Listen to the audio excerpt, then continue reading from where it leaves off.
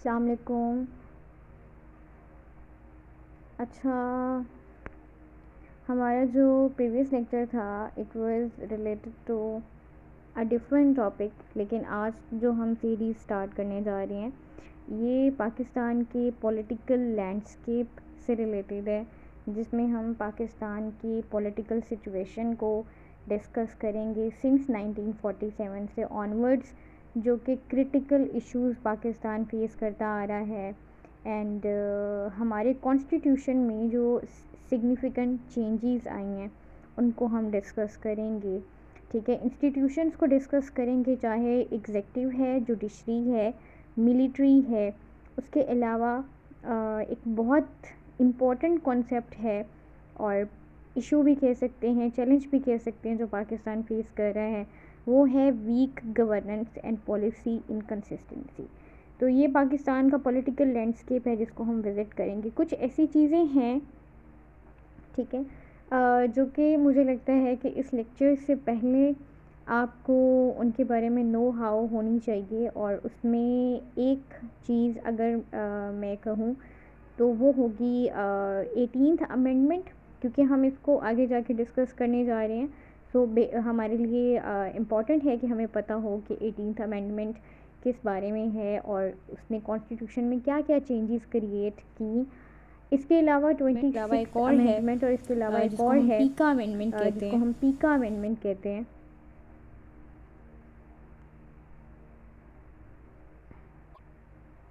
जी, उसके अलावा एक और है जिसे हम पीका अमेंडमेंट कहते हैं, तो उसको भी डिस्कस करना ऑफ कोर्स हमारे लिए बहुत ज़्यादा इम्पॉर्टेंट है, क्योंकि इन्होंने कुछ चेंजेस पाकिस्तान की पॉलिटिकल लैंडस्केप में और पॉलिसीज़ में भी चेंजेस जो हैं वो क्रिएट किए हैं। ठीक है, तो पॉलिसी चेंजेस क्यों परसिस्ट करती हैं? एक तो उसकी रीज़न है, one of the reasons is lack of political consensus. ठीक है, दूसरा रीज़न है ओवर सेंट्रलाइजेशन ऑफ पावर्स, उसके अलावा institutional weaknesses and corruption. And ठीक है, तो हमारे लेक्चर के कुछ ऑब्जेक्टिव्स हैं। एक तो हम पाकिस्तान की पॉलिटिकल और पॉलिसी डिबेट्स को अंडरस्टैंड करेंगे।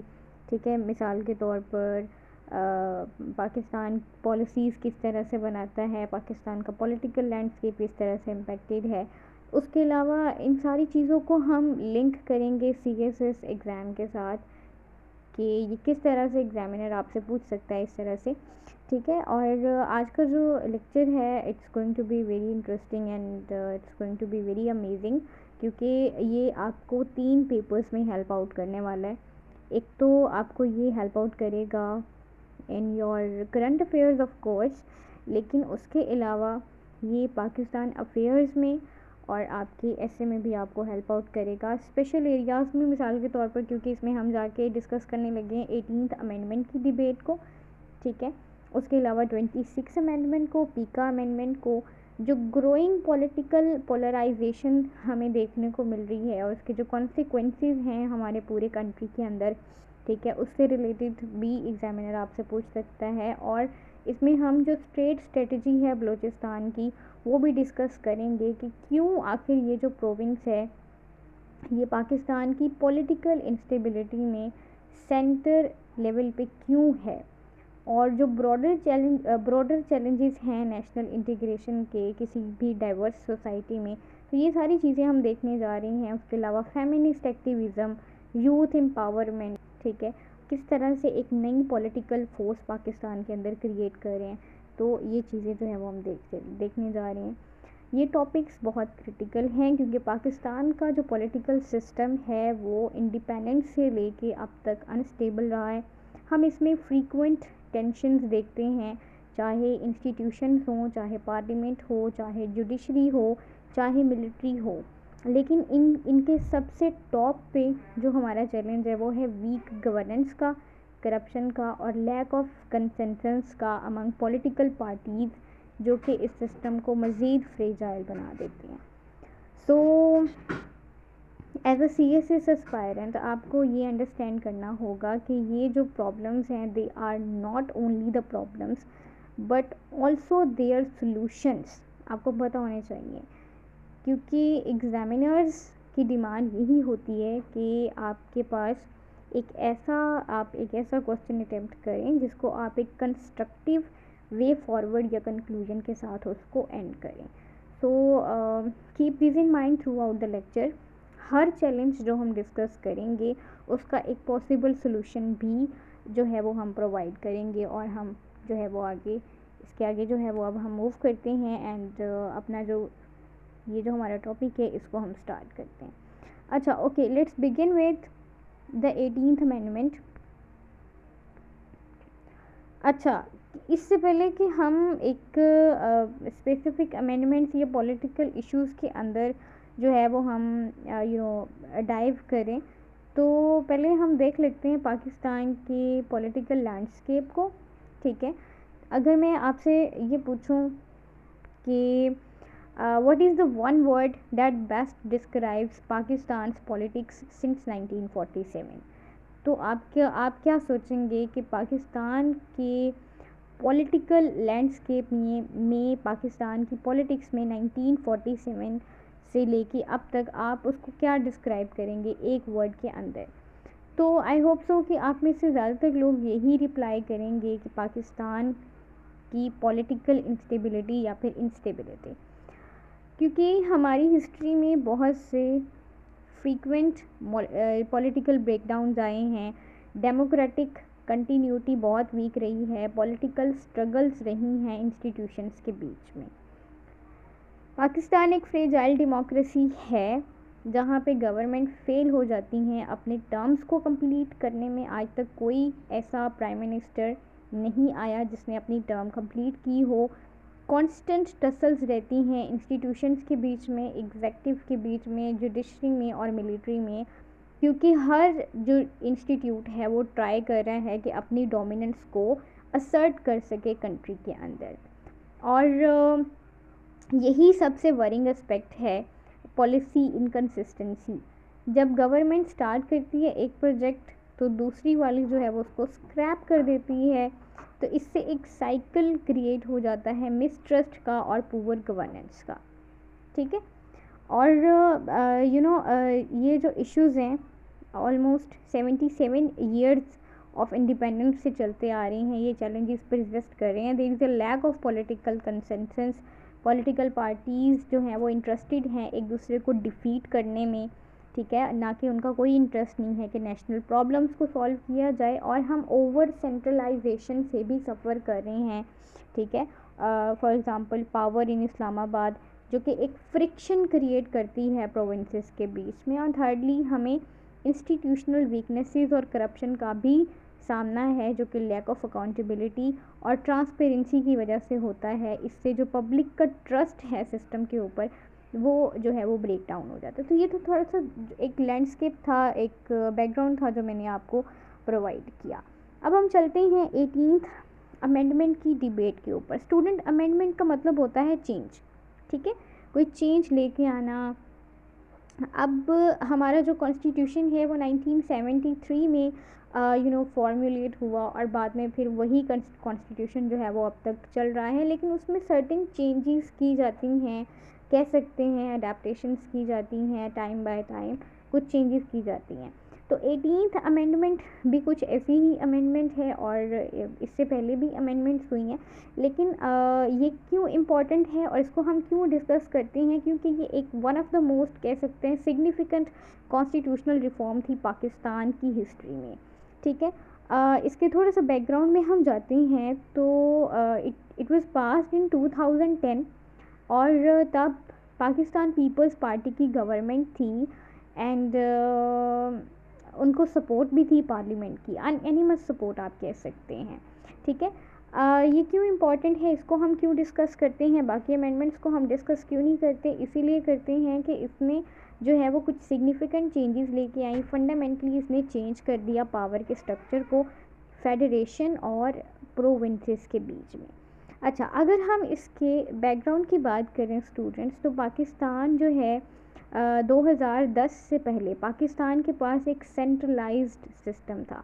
जो प्रोविंसेस थे ना वो ऑफन ये कंप्लेन करते थे कि इस्लामाबाद के पास बहुत ज़्यादा कंट्रोल्ड है रिसोर्सेज का भी और पावर का भी। तो 18th अमेंडमेंट ने इस कंप्लेन को बेसिकली एड्रेस किया। इसने क्या किया, एक तो इसने इन्हेंस कर दी प्रोविंशियल ऑटोनॉमी, ठीक है, यानी कि जो सब्जेक्ट्स थे लाइक हेल्थ हो गया, एजुकेशन हो गया, कल्चर हो गया, इनको डिवॉल्व कर दिया गया प्रोविंसेस के बीच में, यानी प्रोविंसेस को ऑटोनॉमी दी गई कि ये कुछ सेक्टर्स हैं जिनको आपने खुद से मैनेज करना है, इसमें आप खुद मुख्तार हैं। ऑटोनॉमी का मतलब ये होता है कि पावर जो है वो प्रोविंसेस को दे दी गई, मतलब उनको इख्तियार दे दिया गया। उसके अलावा इसने जो है वो पार्लियामेंटेरी जो सिस्टम है उसको इसने स्ट्रेंथन कर दिया, ठीक है। उसके अलावा इसने जो NFC अवार्ड था, ठीक है, उसको भी इसने रिफॉर्म किया। जो प्रोविंसेस हैं वो रिसीव करते हैं a greater share of resources. उसके अलावा जो प्रेसिडेंशियल पावर्स थी, ठीक है, वो इसने ख़त्म कर दी। मतलब इसका मतलब ये है कि एक एक्ट था जिसमें जो प्रेसिडेंट है वो पार्लियामेंट को डिज़ोल्व कर सकता है एट हिज ओन विल, अपनी मर्ज़ी से जब भी चाहे असम्बलियाँ तोड़ सकता है। और इस चीज़ ने जो है वो पॉलिटिकल इंस्टेबिलिटी को बढ़ाया था पाकिस्तान की हिस्ट्री में। तो ये जो 18th अमेंडमेंट है, इसने बेसिकली जो प्रेसिडेंट की पावर थी उसको कम कर दिया। और वो आर्टिकल है आई थिंक 58(2)B एक्ट है, आर्टिकल है, जिसके अकॉर्डिंग जो प्रेसिडेंट था वो अपनी विल के अकॉर्डिंग पार्लियामेंट को, असम्बलीज़ को डिज़ोल्व कर सकता था और हुकूमत जो है वो ख़त्म कर सकता था। तो ये जो पावर थी जो प्रेसिडेंट की, इसको भी रिड्यूस किया 18th अमेंडमेंट में। और इसके अलावा जो है ये जो अमेंडमेंट है, इन शॉर्ट अगर कहा जाए तो इस अमेंडमेंट ने जो पार्लियामेंटेरी डेमोक्रेसी है, ठीक है, उसको स्ट्रेंथन किया और पाकिस्तान को फेडरेशन, ट्रू फेडरेशन के क्लोज़र तक लेके आई। अच्छा, इसमें जो है वो डिबेट्स हैं, ठीक है, हमें देखने को मिलती हैं। कुछ लोग इसको सपोर्ट करते हैं, कुछ लोग इसको जो है वो क्रिटिसाइज़ करते हैं।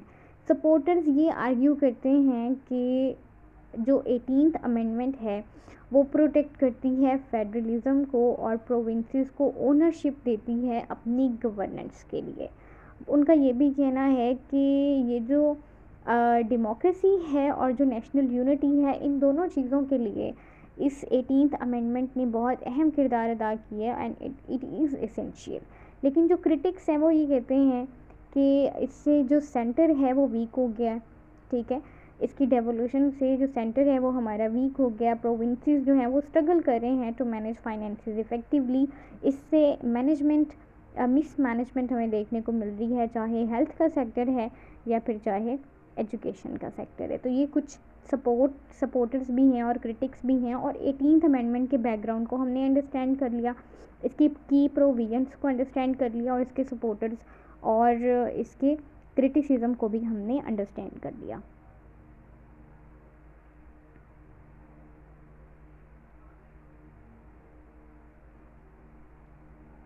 ठीक है, अब हम चलते हैं 26 अमेंडमेंट की तरफ। ये एक बहुत ही इम्पॉर्टेंट अमेंडमेंट है और रिसेंटली की गई है 2024 में।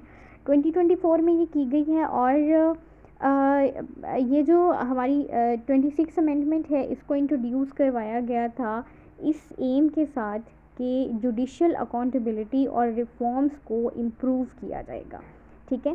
तो ताकि जो हमारी जो जुडिशरी है वो बिल्कुल किसी भी प्रेशर से, सप्रेशन से दूर रहे और हमारी जो जुडिशरी का इंस्टीट्यूशन है वो बेसिकली स्ट्रेंथन हो जाए, ये एम था, ताकि हम जुडिशल इंडिपेंडेंस और अकाउंटेबिलिटी को आपस में बैलेंस कर पाएँ। तो इन सिंपल वर्ड्स आप कह सकते हैं कि इसका मकसद ये था कि एक ऐसी कोशिश की गई to strike a balance between independence and accountability. Judicial independence in Pakistan, let's be honest, judicial independence Pakistan के अंदर एक बहुत ही कंट्रोवर्शियल और इनकन्सिस्टेंट चीज़ है। और पास्ट में जो जुडिशरी है उसने वैलिडेट किया मिलिट्री टेक ओवर्स को under the so called doctrine of necessity.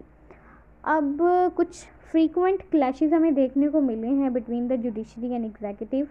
तो इससे क्या क्रिएट होता है, इससे ये पैदा होता है कि पॉलिटिकल इंस्टेबिलिटी राइज होती है।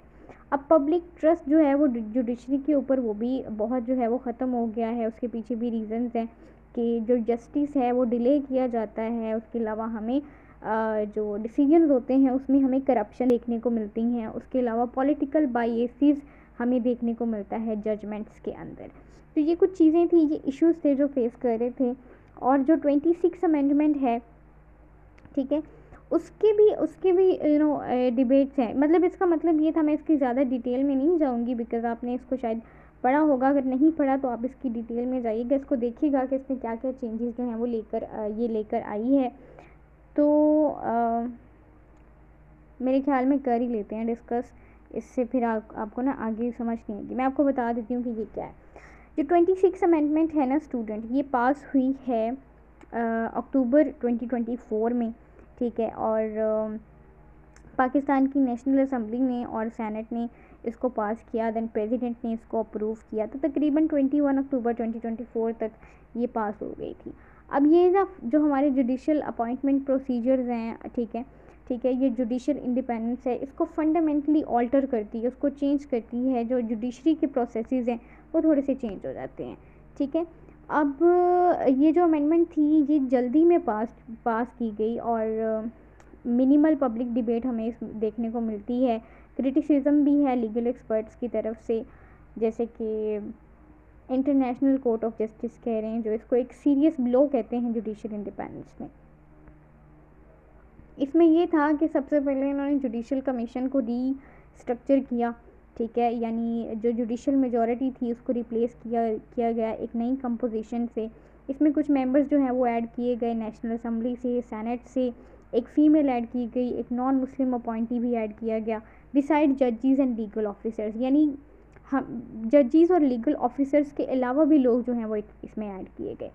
चीफ जस्टिस का जो अपॉइंटमेंट था वो भी चेंज किया गया, ठीक है। उसके अलावा जो स्यू मोटो पावर होती है वो रिमूव कर दी गई। स्यू मोटो पावर कहते हैं कि सुप्रीम कोर्ट और हाई कोर्ट, यानी स्यू मोटो पावर का मतलब ये है कि वो खुद से भी एक्शन ले सकते हैं। लेट से कोई इंसान या कोई ऑर्गेनाइजेशन या इंस्टीट्यूशन अगर कोई केस नहीं करता, लेकिन अगर जुडिशरी खुद से देखती है कि यहाँ कोई इशू है, चैलेंज है, तो वो खुद से भी जो है वो डिसीजंस ले सकती है। तो वो पावर भी ख़त्म कर दी गई।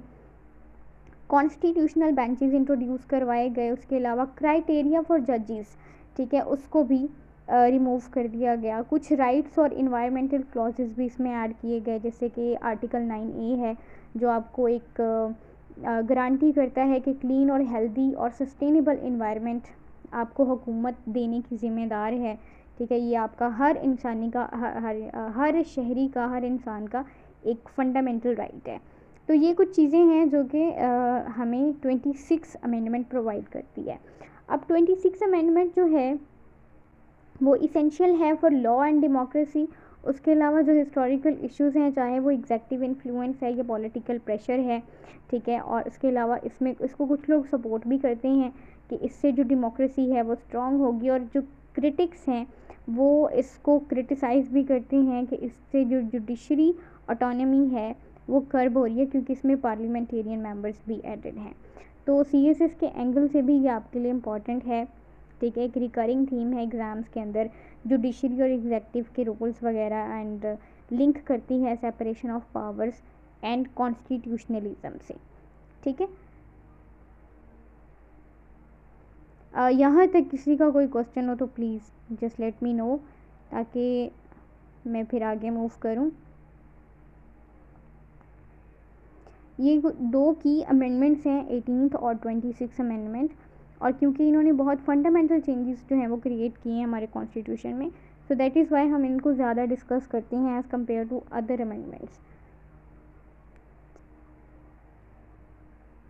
और अगर आप न्यूज़पेपर पढ़ते हैं तो एक 27th अमेंडमेंट है, वो भी ऑन गोइंग है, ऑन द उसकी बातें भी चल रही हैं। उसके लिए भी मैंने एक आर्टिकल पढ़ा था, उसमें वो कह रहे थे कि 26 अमेंडमेंट एक कंट्रोवर्शियल सी अमेंडमेंट है। तो लोग इसको जो है वो बहुत ही एक कंट्रोवर्सी के तौर पर जो है वो डील करते हैं कि इससे जुडिशरी जो है उसकी इंडिपेंडेंस जो है वो इफ़ेक्ट हो रही है।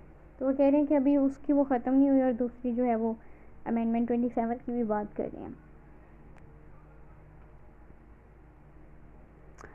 Okay, next we have PECA amendment 2025। तो इसको देख लेते हैं। एक बहुत ही contemporary issue, the prevention of electronic crimes act, PECA जिसको कहते हैं, अमेंडमेंट 2025। अच्छा, सोशल मीडिया के राइज से कुछ फेक न्यूज़, साइबर क्राइम्स और ऑनलाइन हरासमेंट, ठीक है, ये बहुत ज़्यादा बढ़ गए हैं। तो स्टेट जो है वो इस प्रेशर में थी कि जो डिजिटल रेगुलेशंस हैं उसको स्ट्रॉन्ग किया जाए, उनको रेगुलेट किया जाए और उनको सख्त से सख्त किया जाए। तो पीका ने इंट्रोड्यूस करवाई थी 2016 में। पीका वाज फर्स्ट इंट्रोड्यूस्ड इन 2016, लेकिन 2025 में नए कुछ अमेंडमेंट्स जो हैं वो ऐड किए गए ताकि जो लॉ है उसको मज़ीद एक्सपैंड किया जाए, ठीक है, और रूल्स एंड रेगुलेशंस को मज़ीद स्ट्रिक्ट किया जाए, ठीक है। तो ये था इसका कुछ बैकग्राउंड जो हमने देखा। रीसेंट अमेंडमेंट क्या हुई है 2025 की, ठीक है। याद रखिएगा कि ये cyber harassment, blackmailing, hacking, data theft, online hate speech करना, टेररिज्म रिलेटेड या प्रोपेगेंडा फैलाना, इससे रिलेटेड ये अमेंडमेंट है। 2025 में ये अमेंडमेंट की गई थी, कुछ नए मेयर्स लेके आए। एक तो जो गवर्नमेंट की पावर्स हैं, ठीक है, डिजिटल कंटेंट से रिलेटेड, ठीक है, उसको एक्सपेंड कर दिया गया, ठीक है, ताकि जो expanded government powers to block और रेगुलेट डिजिटल कंटेंट। उसके अलावा स्ट्रिक्ट पेनल्टीज़ लगाई गई spreading so called fake news और ऑनलाइन डिफेमेशन से रिलेटेड। और जो सर्वेलेंस है, ठीक है, surveillance authority law enforcement agencies की, उसको ग्रेटर कर दिया गया। इसके भी कुछ सपोर्टर्स हैं, कुछ इसको क्रिटिसिज्म फेस करना पड़ता है। सपोर्टर्स ये आर्ग्यू करते हैं कि ये जो अमेंडमेंट्स हैं, ठीक है, ये ज़रूरी हैं ताकि सिटीज़न्स को प्रोटेक्ट किया जाए हरासमेंट से, सोशल हार्मनी को मेंटेन किया जाए, डिस इन्फॉर्मेशन कैंपेन्स को कर्ब किया जाए जो कि नेशनल सिक्योरिटी को थ्रेटन करते हैं। लेकिन जो क्रिटिक्स हैं वो ये कहते हैं कि लॉ जो है is being used as a tool to suppress dissent. जो लॉ है वो यूज़ किया जा रहा है जो डिसेंट है उनको सप्रेस करने के लिए, जर्नलिस्ट को चुप करवाने के लिए और फ्रीडम ऑफ एक्सप्रेशन को कर्ब करने के लिए। तो ये भी एक चैलेंज है इस फाइंडिंग अ बैलेंस कि हम किस तरह से इंश्योर करें डिजिटल सिक्योरिटी को और फंडामेंटल राइट्स को। तो ये बैलेंस करना भी एक चैलेंज है। ये पीका अमेंडमेंट है 2025।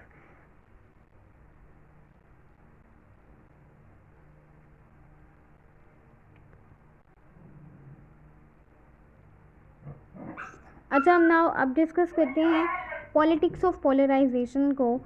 तो जो पॉलिटिक्स ऑफ पोलराइजेशन है, अगर हम अपना पॉलिटिकल सिस्टम देखें अभी, तो हमें देखने को मिलेगा डीप डिविजन्स, ठीक है। पार्टीज़ जो है ना वो एक दूसरे को एज अ राइवल्स जो है वो नहीं देखती, बल्कि एक एनिमी के तौर पर देखती हैं। मतलब ये एक दूसरे को एनिमीज़ कंसीडर करते हैं। The winner takes all mindset है उनका, ठीक है। और इसने एक ऐसा इन्वायरमेंट क्रिएट किया है जहाँ पे कॉम्प्रोमाइज़, डायलॉग और जो कंसेंसस होता है बेसिकली पार्टीज़ के बीच में, वो हमें बिल्कुल भी नज़र नहीं आता, वो लिटरली डिसअपीयर्ड है। अच्छा, कुछ पार्टीज़ हैं जैसे कि पीटीआई है, पीडीएम है, पीएमएलएन है और पाकिस्तान पीपल पार्टीज़ हैं, ठीक है, ये अलाइव हैं। इनकी जो राइवलरी है is not just about policies, it has become personal, emotional, confrontational बन चुकी है।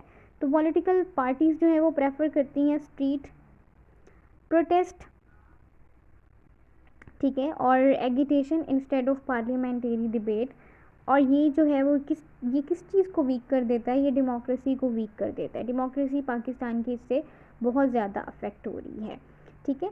तो ये कुछ चीज़ें हैं पॉलिटिकल पोलराइजेशन से रिलेटेड। और कॉन्सिक्वेंसेस क्या हैं इसकी पोलराइजेशन की। पहला कॉन्सिक्वेंस तो ये है कि policy paralysis and frequent you turns, ठीक है। अब गवर्नमेंट जो है वो स्पेंड करती हैं मोर टाइम अपने ओपोनेंट्स के साथ फ़ाइट करने में, ठीक है, और वो टाइम जो उनको चाहिए कि वो डिलीवर करें रिफॉर्म्स पे, ठीक है, उसको वो ज़्यादातर अपनी फ़ाइट्स में यूज़ कर देते हैं। इसका एक ये कॉन्सिक्वेंस आ जाता है। एंड रिफॉर्म्स नहीं हो पाती तो हमारे जो नेशनल इंटरेस्ट हैं और हमारी जो रिफॉर्म्स हैं, जो पॉलिसीज़ हैं, वो वैसी की वैसी रह जाती हैं। उसके अलावा दूसरा है institutional imbalance, parliament versus judiciary versus military. Judiciary, parliament और मिलिट्री एक दूसरे को एक पॉलिटिकल बैटल में जो है वो पुल कर देते हैं। और जैसे हमने पहले बात की कि ये डोमिनेंस की गेम है, तो हर हर जो इंस्टीट्यूशन है वो चाहता है कि उसकी डोमिनेंस हो।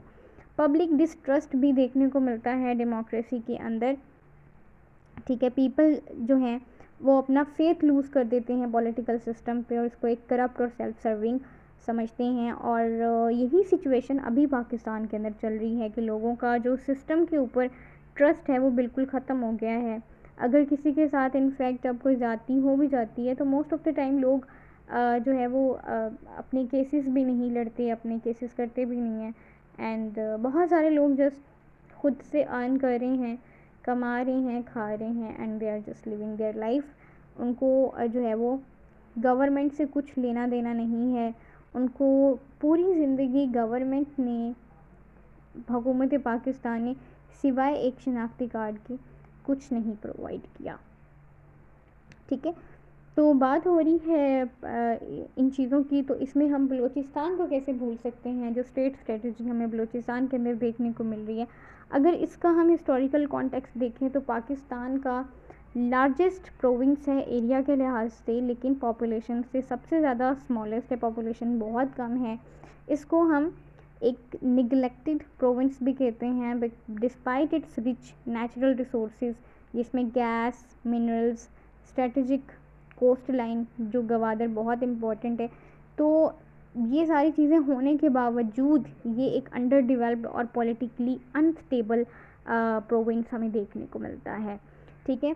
जो मेन चैलेंजेस अगर हम बात करें बलूचिस्तान के मेन चैलेंजेस की, तो एक तो इसमें चैलेंज है ट्रस्ट डेफिसिट का, ठीक है, स्टेट और लोकल पॉपुलेशन के बीच में। बहुत सारे लोग ये फील करते हैं कि जो हमारा प्रोविंस है बलूचिस्तान वो पॉलिटिकली एक्सक्लूडेड है, इकोनॉमिकली एक्सप्लॉइटेड है, और कल्चरली पूरा पाकिस्तान इसको इग्नोर करता है।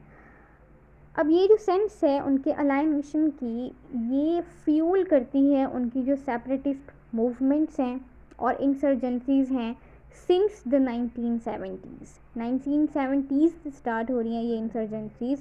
और उसके पीछे रीज़न्स यही हैं कि लोगों का जो ट्रस्ट डेफिसिट है स्टेट और लोकल पॉपुलेशन के बीच में, ये बहुत बड़ा चैलेंज है, ठीक है। तो लोग जो हैं वो अपने आप को समझते ही नहीं हैं, उनको लगता है कि उनको एक्सप्लॉइट किया जा रहा है, ठीक है। उनके जो इकोनॉमिक उनके रिसोर्सेज हैं उनको एक्सप्लॉइट किया जा रहा है, पॉलिटिकली उनको एक्सक्लूड किया जा रहा है, और उनके कल्चर की भी कोई रिप्रेजेंटेशन नहीं है, वो इग्नोर हो रही हैं, ठीक है। तो स्टेट की ट्रेडिशनल ये तो थी आप समझ लें कि ये उसकी हिस्ट्री है, एक ब्रीफ सी हिस्ट्री मैंने आपको प्रोवाइड की। लेकिन स्टेट की अप्रोचेज़ क्या होनी चाहिए, स्टेट की क्या स्ट्रेटजी होनी चाहिए। एक तो सिक्योरिटी सेंट्रिक हो, ठीक है। मिलिट्री ऑपरेशंस और जो सिक्योरिटी मेजर्स हैं उनको चाहिए कि वो इंसर्जेंट्स के साथ डील करें, ठीक है। जिस तरह से भी वो डील कर सकते हैं, पीस डील करें या किसी भी तरह से उसके अलावा डेवलपमेंट सेंट्रिक होनी चाहिए स्टेट की अप्रोच। इंफ्रास्ट्रक्चर प्रोजेक्ट्स बनाने चाहिए, ठीक है। वहाँ पे स्कॉलरशिप्स हों, जॉब्स हों, स्कूल्स हों, ठीक है, ताकि लोगों को फैसिलिटीज़ मिले, लोग फैसिलिटेट हों, तो उनके जो माइंडसेट्स हैं वो भी चेंज हो जाएंगे। उसके अलावा पॉलिटिकल मेजर्स भी होनी चाहिए, कुछ रिकन्सिलिएशन पैकेजेस होने चाहिए, कॉन्सोलेशंस होनी चाहिए, ठीक है। और जो इंसर्जेंट्स ग्रुप्स हैं उनके साथ बातचीत होनी चाहिए। अच्छा, रिसेंटली जो प्रोजेक्ट है जैसे कि सी पैक है, ग्वादर पोर्ट और इससे रिलेटेड जो इंफ्रास्ट्रक्चर है, इससे बलूचिस्तान को बहुत ज़्यादा अटेंशन मिली है। दिस स्टेट हैज़ प्रीमाइज्ड जॉब्स, इससे कनेक्टिविटी, इससे इन्वेस्टमेंट क्रिएट होगी। लोकल कम्युनिटीज़ जो हैं वो ऑफन ये चीज़ कंप्लेन करते हैं कि they are basically excluded from decision making and benefits. तो इसके वे फॉरवर्ड्स क्या हो सकते हैं? इसके वे फॉरवर्ड्स ये हो सकते हैं कि पॉलिटिकल इंक्लूजन हो, रियल वॉइस दी जाए लोकल लीडरशिप को, इकोनॉमिक एम्पावरमेंट प्रोवाइड की जाए, कल्चरल रिस्पेक्ट प्रोवाइड की जाए, ठीक है। इसके अलावा डेवलपमेंट होनी चाहिए और साथ में डायलॉग्स भी होने चाहिए। तो ये कुछ चीज़ें हैं जो बलूचिस्तान को पाकिस्तान के साथ अलाइन कर सकती हैं। और ये जो परसिस्टेंट इश्यूज़ हैं, अलाइनेशन का इशू है लोकल्स के बीच में, अनइक्वल डिस्ट्रीब्यूशन है सीपेक के बेनिफिट्स की, और ह्यूमन राइट्स कंसर्न्स हैं, ये इश्यूज़ पाकिस्तान सॉल्व कर सकता है इन सारे अप्रोचेस पे काम करके। ठीक है, यहाँ पे हमारा टाइम एंड हो रहा है जूम का, तो आप ऐसा करें ज्वाइन करके वापस आ जाएं, लिंक सेम ही है।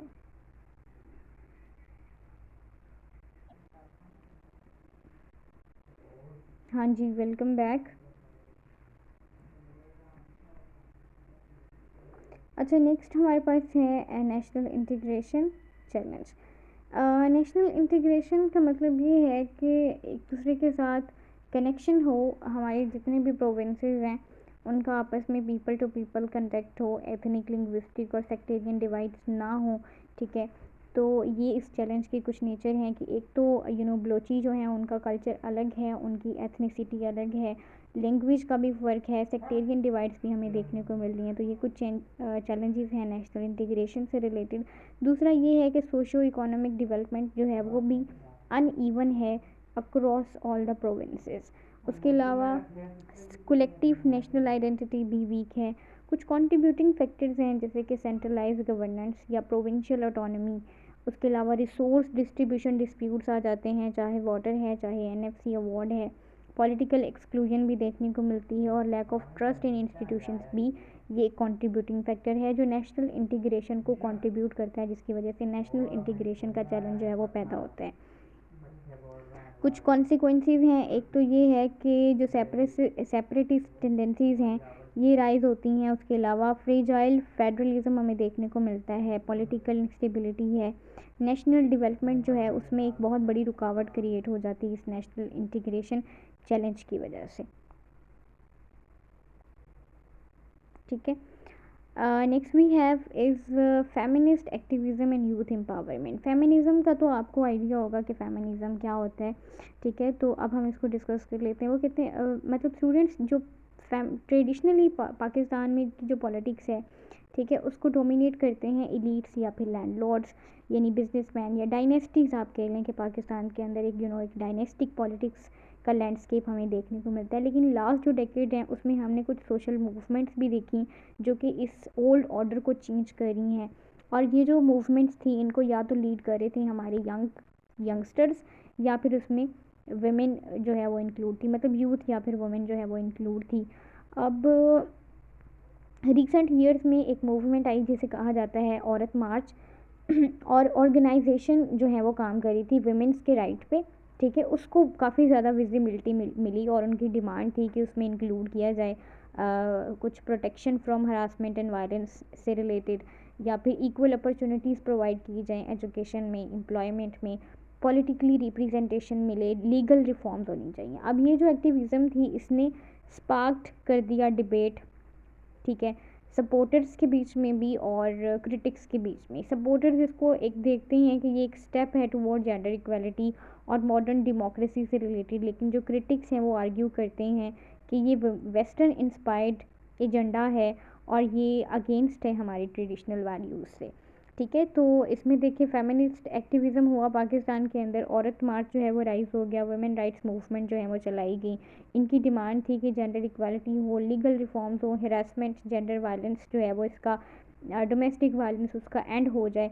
ठीक है, कल्चरल रेजिस्टेंस इसमें सबसे ज़्यादा देखने को मिली है। Most of the Pakistanis and most of the main जो हैं वो इसको बहुत ज़्यादा इसको बुरा कंसीडर करते हैं, इसको अच्छा नहीं समझते। बहुत सारे लोगों को तो इसका पता ही नहीं है, इसकी डेफिनेशन ही नहीं पता, बट फिर भी वो कह रहे होते हैं कि भाई I am not a feminist, और उनके सामने आप कह रहे हैं कि आई एम अ फेमिनिस्ट, तो उसको भी वो पता नहीं कुछ और ही जो है वो कुछ और ही तरह से अंडरस्टैंड करते हैं। इसकी मैं आपको एक ऐसी एग्जांपल देती हूँ। देखिए, हम चीज़ें जो है ना, मैंने साइकोलॉजी में पढ़ा था कि हम कोई भी वर्ड है तो हर बंदा उसको डिफरेंट तरह से परसीव करता है। सो लेट से हम पाकिस्तान में रहते हैं और मेरे नज़दीक आज़ादी का मतलब ये है कि मैं आराम से इजीली जो मेरा दिल करे मैं खा सकती हूँ, जो मेरा दिल करे मैं इजीली पहन सकती हूँ, जब मेरा दिल करे मैं सो उठूँ जागूँ, मतलब I am equally I am equal to my brothers, और वो आराम से जो जो चीज़ें वो इंजॉय कर सकते हैं मैं भी इंजॉय कर सकती हूँ। लेकिन अगर इसी आज़ादी का जो है वो लफ्ज़ आप किसी अमेरिकन या यूरोपियन लड़की के सामने करें, या किसी ऐसे इंसान के सामने जो उस सोसाइटी में रह रहा है, तो उसका मतलब उसको ये समझ आएगी कि ये आज़ादी चाहती है, इसका मतलब ये है कि ये घर से बाहर रहे, ठीक है, कि जब मर्ज़ी घर से घर पे वापस आए, या इस तरह से आज़ादी की मतलब इसके जो भी डिसीजंस हैं वो पेरेंट्स उससे एक्सक्लूड हों, ये खुद अपने डिसीजंस ले। तो हर चीज़ को किसी के परसीव करने का जो परसेप्शन होती है ना, वो हर एक की डिफरेंट होती है। अच्छा, ये मैंने एक बताई है आपको एक बात। अच्छा, यूथ एम्पावरमेंट में ये है कि पाकिस्तान जो है वो एक यंगेस्ट कंट्री है दुनिया में, विद ओवर 64% पॉपुलेशन जो है वो हमारी यूथ है, 30 साल से नीचे है, यानी हमारे पास एक बहुत बड़ी अपॉर्चुनिटी है पाकिस्तान के लिए। ये एक अपॉर्चुनिटी भी बन सकती है ऑफ कोर्स है, लेकिन ये एक चैलेंज भी है, ठीक है। तो ऑन वन हैंड हम कह सकते हैं कि जो यूथ मूवमेंट्स हैं, ये स्टूडेंट ऑर्गेनाइजेशंस हैं, ये डिमांड कर रही हैं रिफॉर्म्स, ठीक है, बेटर एजुकेशन चाहती हैं, जॉब अपॉर्चुनिटीज़ चाहते हैं। लेकिन ऑन द अदर हैंड हम कह सकते हैं कि अनएम्प्लॉयमेंट और फ्रस्ट्रेशन भी पैदा हो रही है, ठीक है, और इस अनएम्प्लॉयमेंट और फ्रस्ट्रेशन से लोग जो हैं वो एक्सट्रीमिज़म और पॉलिटिकल इंस्टेबिलिटी की तरफ चल रहे हैं, जिसमें ब्रेन ड्रेन, एक्सट्रीमिज़म, अनएम्प्लॉयमेंट, ये हमारे लिए एक चैलेंज है, ठीक है। So the way the state engages with youth, ये पाकिस्तान का फ्यूचर डिसाइड करेगा कि पाकिस्तान इस यूथ का, जो पाकिस्तान के पास एक बल्ज है, उसका क्या करेगा। फेमिनिस्ट और यूथ मूवमेंट्स जो हैं वो रीशेप कर रही हैं पॉलिटिक्स को और इंक्रीज़ कर रहे हैं अवेयरनेस राइट्स, ठीक है, ट्रेडिशनल पॉलिटिकल एलीट को क्वेश्चन कर रहे हैं। उसके अलावा सोशल मीडिया जो है वो मोबिलाइज कर रहा है सपोर्ट को और शेप कर रहा है नैरेटिव्स को। तो ये जो है वो एक शिफ्ट है जो बेसिकली हमें जो है वो दिखा रहा है कि एलीट ड्रिवन पॉलिटिक्स से अब ग्रास रूट एक्टिविज़म जो है वो स्टार्ट हो गया है। तो ये था feminist activism and youth empowerment. Cross cutting policy changes क्या हैं?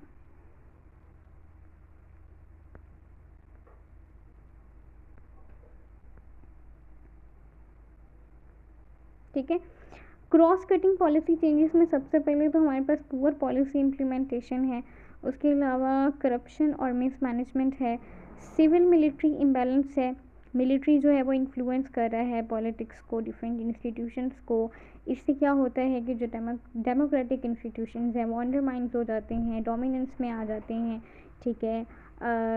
उसके अलावा कॉन्स्टिट्यूशनल एंड इंस्टीट्यूशनल क्राइसिस भी हैं, फ्रीक्वेंट क्लैशेस हमें देखने को मिलते हैं पार्लियामेंट में, जुडिशरी में और एग्जेक्टिव के बीच में, और जो पॉलिसीज़ हैं उसमें कंटिन्यूटी भी नहीं है, और पब्लिक डिस्ट्रस्ट भी हमें देखने को मिल रहा है, ठीक है। इन सारे इश्यूज़ की वजह से जो पब्लिक ट्रस्ट है वो इरोड हो जाता है, लोगों का कॉन्फिडेंस नहीं रहता इंस्टीट्यूशंस पर, और low voter turn out and apathy towards democracy. ये कुछ क्रॉस कटिंग चैलेंजेस हैं जो हमने देखे हैं।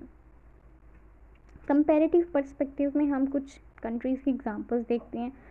इंडिया की देख लें, इसमें जो फेडरल इंस्टीट्यूशंस हैं बहुत ज़्यादा स्ट्रॉन्ग हैं डाइवर्सिटी के बावजूद, ठीक है। डिवोल्यूशन हमें देखने को मिली है थ्रू स्टेट्स, और सेंट्रल गवर्नमेंट जो है वो उसकी डोमिनेंस के बावजूद स्टेट्स में डेवोल्यूशन है, यानी प्रोविंशियल ऑटोनॉमी का एक फैक्टर भी इनके अंदर पाया जाता है।